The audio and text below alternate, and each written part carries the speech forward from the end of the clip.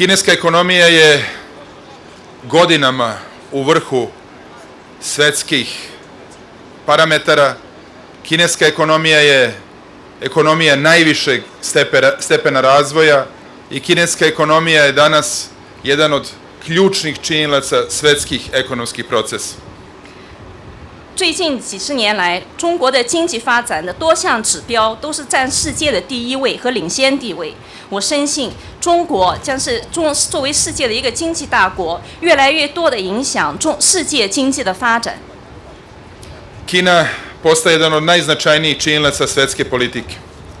同时，中国也作为一个政治大国，在国际政治舞台上扮演越来越重要的角色。Ne postoji tačka na ovome svetu na kojoj se ne pita za kinesko mišljenje. 在世界上，当今世界上没有任何问题都不会征求中国的政府的看法。Azija, Australija, Latinska Amerika, Severna Amerika, Afrika i Evropa. Svugde kinesko mišljenje je od suštinske važnosti i kinesko prisustvo je pretpostavka razvoja.